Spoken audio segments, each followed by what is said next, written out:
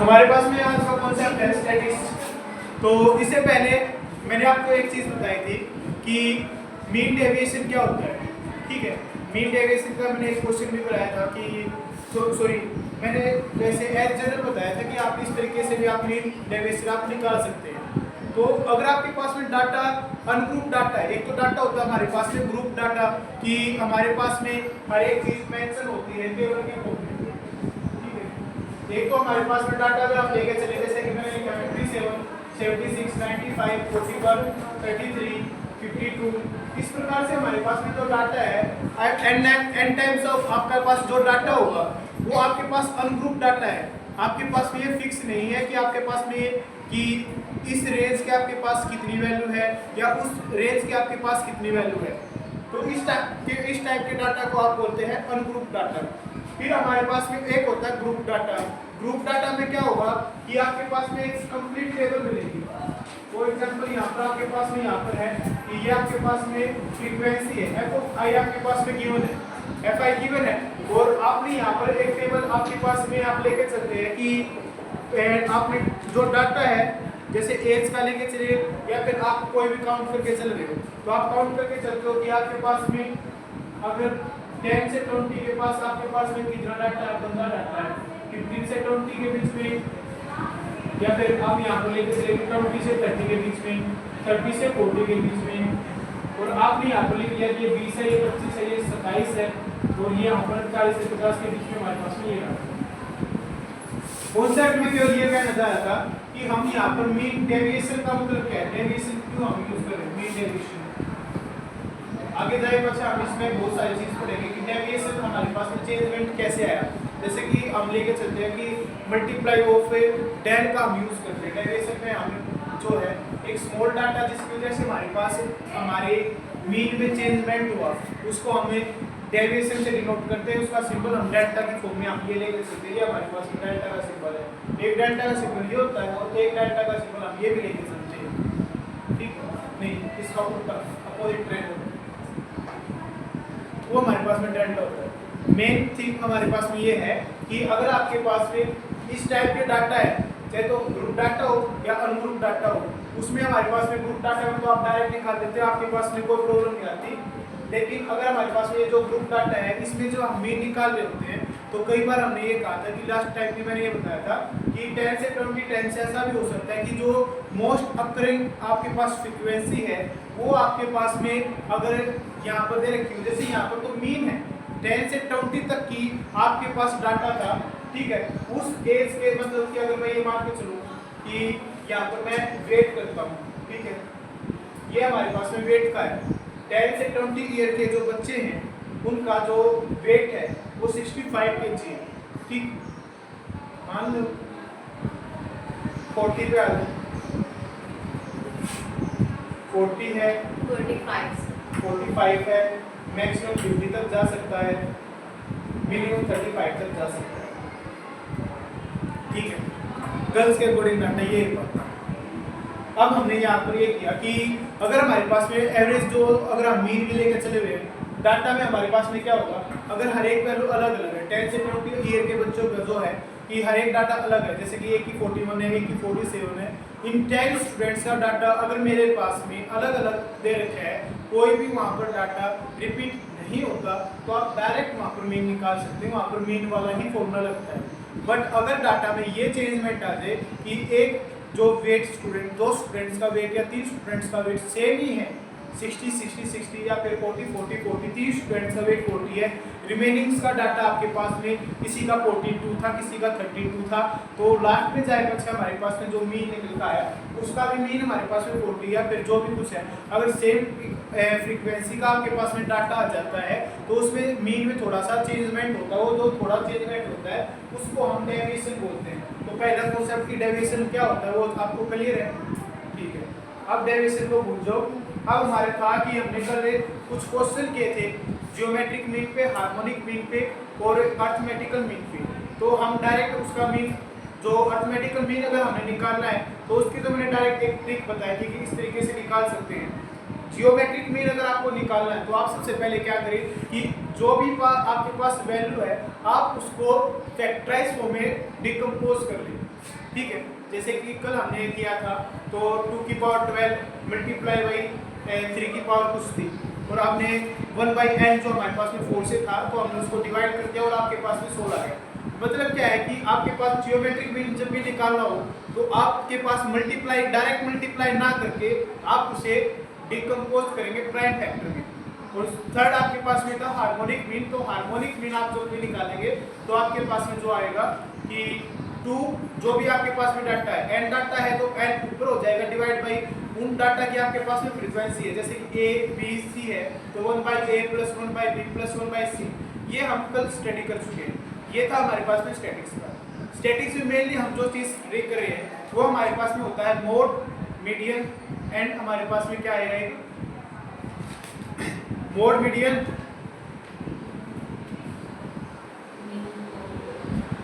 Mean, mode, median, ठीक है। तो हमारे पास में मीन को हमने स्टडी कर लिया कि आप मीन निकालने के लिए आप कौन सी भी उसका यूज कर सकते हैं, फॉर्मूले का ट्रिक जो भी आप कह सकते हैं उसके अकॉर्डिंग हम निकाल सकते हैं। अब हमें आज का जो स्टार्टिंग जो कॉन्सेप्ट लेके चल रहे हैं वो है हमारे पास में मोड, कि अगर आपके पास में ग्रुप डाटा है या अनग्रुप डाटा है तो आपके पास मोड आप कैसे निकाल सकते हैं। ये तो आपके पास 10th का है कि आप 10th के अकॉर्डिंग ही आपका इसका आंसर बताना पड़ेगा। सबसे पहले अगर आपके पास में अनग्रुप डाटा है, अनग्रुप डाटा आपके पास है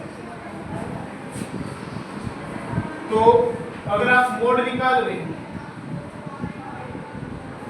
मोड हमारे पास में कौन सी चीज होती है, मोस्ट अकरिंग फ्रीक्वेंसी। जोन सा डाटा आपके पास में कंप्लीट आपके पास में डाटा की टेबल मिलेगी और जोन सी टेबल आपके पास में सबसे ज्यादा बार अक्कर हो रही है उसको आप क्या बोलते हैं कि वो हमारे पास में मोड है। फॉर एग्जांपल यहाँ पर क्वेश्चन दिया गया है कि आपके पास वैल्यू है 5 7 9 12, ठीक है। उसके बाद आपके पास वैल्यू है 10 15 7 8 10 15 7 4 8, लास्ट में डाटा दे रखा है 25 और 7, ठीक है। तो आपके पास में जो चीज आपके पास में सबसे ज्यादा अंतर हो रही है उसको हम क्या बोलते हैं, मोड बोलते हैं, ठीक है। दूसरा आपके पास में जो डाटा होता है वो हमारे पास में जैसे ये अनग्रुप है, अब हमने किया ग्रुप डाटा। ग्रुप डाटा का अगर आपको मीन निकालना है, ठीक है, मोड निकालना है,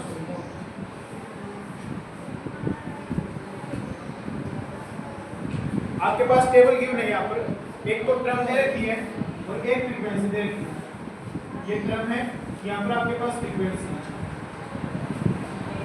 यहाँ पर वैल्यू दे रखी है आपके पास में कि टर्म आपके पास 25, नेक्स्ट आपके पास में 35, 45 55 45 55 और 65।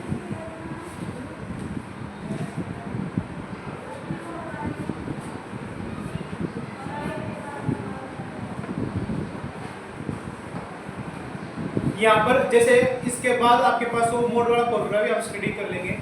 इसमें ये कहा है कि क्वेश्चन था find the mode of the following frequency distribution. ये फ्रीक्वेंसी का डिस्ट्रीब्यूशन कर रखा है, आपको यहाँ पर मोड निकालना है। तो फ्रीक्वेंसी डिस्ट्रीब्यूशन में जिसकी फ्रीक्वेंसी सबसे ज्यादा बार आई होगी वो हमारे पास में क्या होगा, उसका मोड होगा। तो इसमें सबसे ज्यादा फ्रीक्वेंसी किसकी आई हुई है, सबसे ज्यादा फ्रीक्वेंसी क्या है 16, तो इसका मोड होगा आपके पास में 45। क्लियर है। नेक्स्ट आपके पास कि अगर आपके पास आपको ग्रुप डाटा मिला हुआ है और आपको मोड निकालना है तो मोड निकालते वक्त आपके पास टेबल में आप हमेशा ये निकालते हैं कि जो भी आपके पास मोड होगा उसमें मोड का फॉर्मूला होता है हमारे पास में L प्लस में Fm माइनस में F1 Fn माइनस में F of 1, ठीक है, divide by twice of Fm minus में F1 माइनस में F2 मल्टीप्लाई बाई I या मल्टीप्लाई बाई I। यहाँ पर हमारे पास में जो Fm है वो होती है frequency of a middle class या मॉडल क्लास। Fm जो है frequency of model class,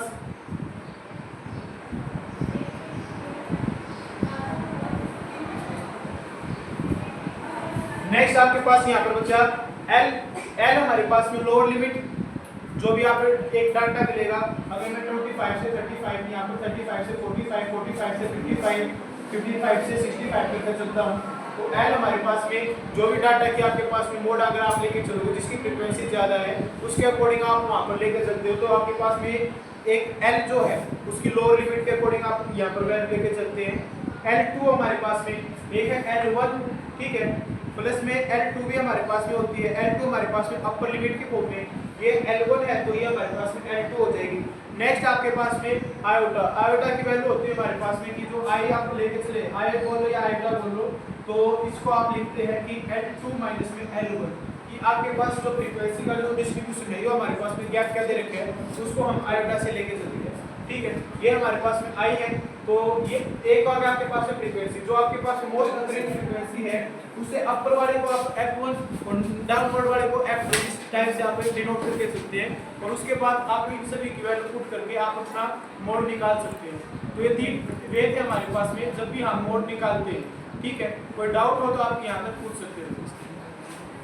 next आपके पास में है, जैसे आपने निकाला मोड, मोड के बाद आपके पास में आता है मीडियन, क्योंकि हमने मीन हम इससे पहले स्टडी कर चुके हैं कि मीन क्या होता है। मीन हम डायरेक्ट निकाल सकते हैं। मीन के आपके पास 2 या 3 मेथड होते हैं, ठीक है। एक आप डायरेक्ट निकालते हैं, ठीक है, डायरेक्ट मेथड। सेकंड आप एज्यूमिंग, एक एज्यूम करके चलते हैं कि हमारे पास में ये मीन है, उससे पहले आप उसको डाटा से उसको माइनस कर दिया, उसके बाद उसमें प्लस कर दिया जाता है, और लास्ट में a प्लस में sigma of fi di divide by sigma of fi, इस तरीके से आप मीन निकालते हैं। तीसरा आपके पास में स्टेप डेविएशन मेथड था, उससे भी आप निकाल सकते थे।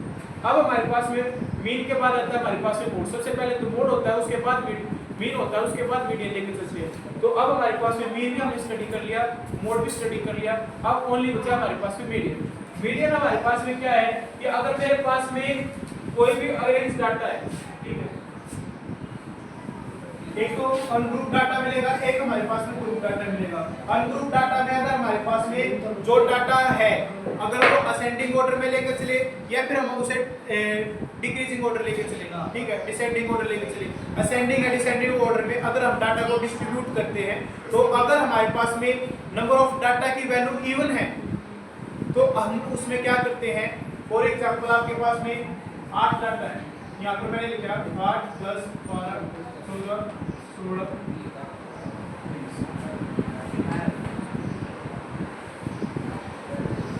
अगर आपके पास में नंबर ऑफ डाटा हमारे पास में इवन है, तो आप इसमें जो मीडियन निकालते हैं, आप क्या करते हैं कि लास्ट की n/2 प्लस में n/2 प्लस में 1, इन दोनों का मीन डिवाइड बाई 2, आप जो हमारे पास में रिजल्ट आएगा, यानी कि अगर आप इन दोनों मीन्स यहाँ पर आपने मीडियन निकालना है, मीडियन निकालना है, तो आप क्या करते हैं कि इसका भी सम और इसका भी सम, इन दोनों का सम किया और डिवाइड बाई 2 कर दोगे तो आपके पास में मीडियन आती है। टर्म कौन सी लेनी है, इसके लिए हम ये करते हैं कि टोटल नंबर ऑफ डाटा जो है, अगर हमारे पास में ये दे रखा है, तो आप इस प्रकार से लेते हैं। टोटल हमारे पास में 8 थी, 8 डिवाइड बाई 2, तो हमारे पास में एक टर्म आपके पास में 4 टर्म हमारे पास में ये है, तो नेक्स्ट टर्म हमारे पास में 5th टर्म आएगी। इन दोनों का सम अप करेंगे, डिवाइड बाई 2 करेंगे, तो हमारे पास में मीडियन आ जाएगा। नेक्स्ट हमारे पास था कि अगर हमारे पास में डाटा ये दे रखा है, अगर आपके पास में ओड नंबर ऑफ टर्म्स दे रखी है, तो आपके पास में जो n/2 आपके पास में टर्म होगी, n+1 डिवाइड बाई 2 जो टर्म होगी, अगर आपके पास डाटा ओड की फॉर्म में है, तो ओड नंबर ऑफ डाटा है तो n+1 डिवाइड बाई 2, यानी कि आपके पास में जो ओड टर्म होगी वो हमारे पास में मीडियन टर्म होगी, ठीक है। ये था हमारे पास में जब जो डाटा है वो अनग्रुप्ड हो। अगर हमारे पास में डाटा ग्रुप फॉर्म में हो, तो हम यहाँ पर निकालते हैं जो फॉर्मूला हम आज तक यूज करते हैं, आई है, वो हमारे पास में L1 प्लस में L2 माइनस में L1 divide by F, L2 minus में L1 divide by F multiply by F2 minus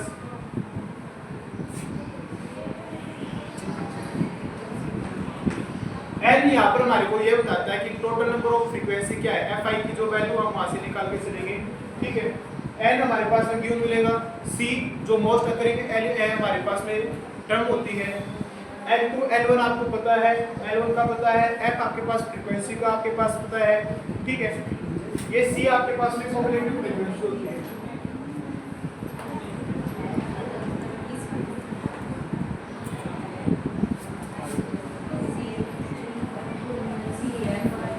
यहाँ तक तो आप सभी को अपने 10th के अकॉर्डिंग आपको सभी को पता था कि हमारे पास ये चीज़ होती है और इसके अकॉर्डिंग हम सोल्व कर सकते हैं। ठीक है, कुछ क्वेश्चन इसके टाइम से आपसे मिल सकते हैं, पर पेपर में आपके पास भी क्वेश्चन आएगा कि एक चीज बताओ, मीन मोड मीडियन में क्या रिलेशन होता है? Mean mode median relation 3 mean minus 2 mod is equal to mean mean minus 2 mod 2 mode is equal to median. Is equal to right है ये?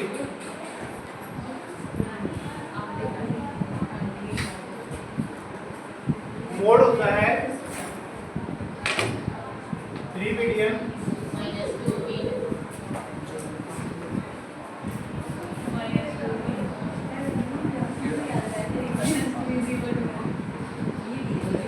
ये आपके पास होता है इसका टाइप का क्वेश्चन।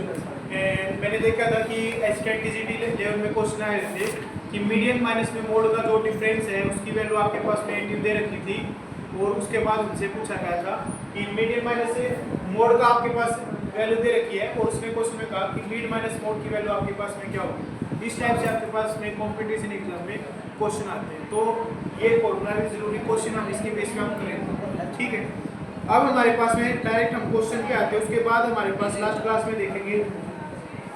ठीक है,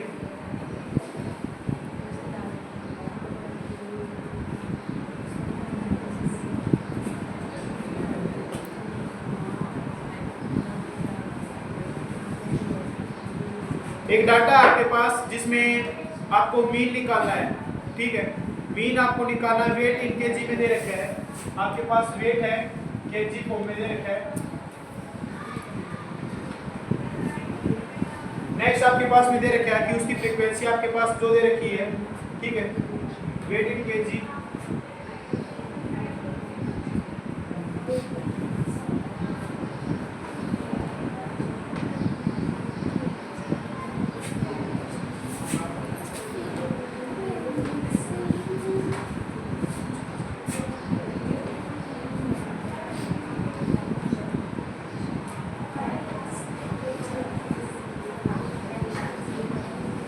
निकालना है इसका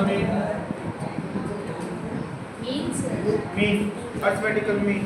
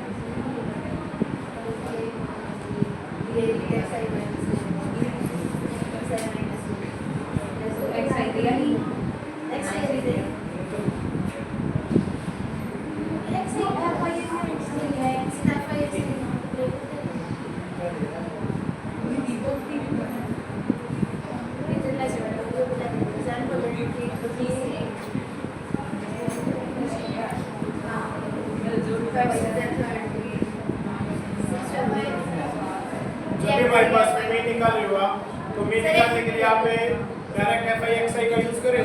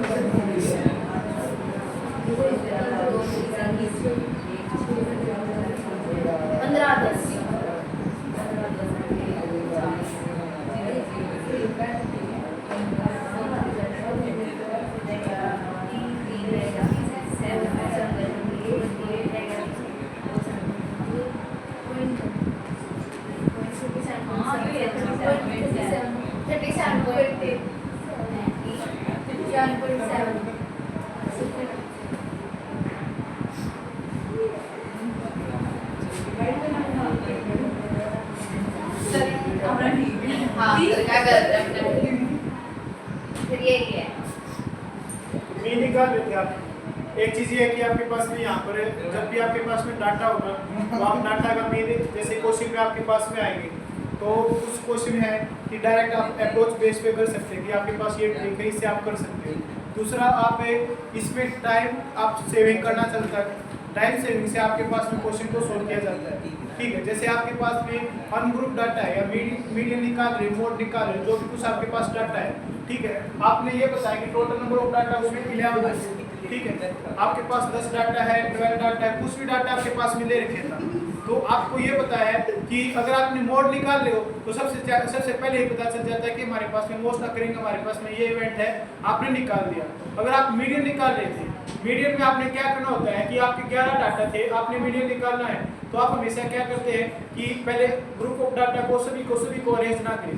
हमारे पास में 11 डाटा है तो उन 11 डाटा में कोई वैल्यू यहाँ पर पड़ी है, यहाँ पर छोटी दे रखी है, तो आपको ये पता है 11 टर्म है हमारे पास में, तो 6 डाटा आपके पास में उसकी मीडियन बनेगी। मीडियन बनेगी तो आप सबसे पहले पहली term, second term, third, fourth, जो आपके पास में 5th टर्म तक है, आप कंप्लीट डाटा न लिख के ओनली केवल ये करें कि आप स्टार्टिंग से स्टार्ट हो जाए और लास्ट में 6 डाटा तक ही उसकी वैल्यू लिखोगे, तो आप वहाँ से टाइम सेविंग से भी क्वेश्चन को सोल्व कर सकते हैं। क्योंकि आपके पास में टाइम की रिक्वायरमेंट सबसे ज़्यादा है, आपके पास टाइम बहुत कम है और आपको क्वेश्चन बहुत ज़्यादा सोल्व करने पड़ते हैं। ठीक है, तो आप टाइम सेविंग पे भी ध्यान दें। नेक्स्ट है, यहाँ पर आप मीन निकाल रहे थे, ठीक है, तो एक मीन निकालने की है, आपके पास कोई भी डाटा दे रखे हैं, आप मीन आप मल्टीप्लाई करना है। मीन यहाँ पर क्या था कि आपको मल्टीप्लाई करना है। फॉर एग्जांपल आपने 78 है, 96 को आपने मल्टीप्लाई किया, ठीक है, या आपके पास नंबर ऑफ डाटा हो, 3 नंबर के डाटा है, तो आप मल्टीप्लाई कर सकते हैं। तो फास्ट मल्टीप्लाई आपके पास क्या है, या तो आप इसको जो आपका बेसिक वे है, आप क्लासेस जो करते आए नर्सरी क्लासेस जो है, पहले 6 से मल्टीप्लाई किया, उसके बाद सेकंड हमारे पास में 96 है, डायरेक्ट 96 का हमें टेबल तो याद है नहीं याद है, तो आप इसको इससे मल्टीप्लाई कीजिए, होती है 42, 72, 11 प्लस में 4 118, 18 का 8, 11 यहाँ पर 9 से 63 और 11 74 ये आपका आंसर। ठीक है, तो आप मल्टीप्लाई कीजिए। यस, तो आपके पास जो कुछ डाटा दे रखा है, फॉर एग्जांपल आपके पास दे रखा है 83 मल्टीप्लाई बाई 79, कोई डाटा आपके पास में फर्स्ट स्टेप आपके पास क्या है, इसको इससे मल्टीप्लाई करो 27 इसकी इसके साथ 72 इसकी इसके साथ 21 प्लस में दो का 95 यहाँ पर 5 यहाँ पर 9 8 से 56 प्लस में 9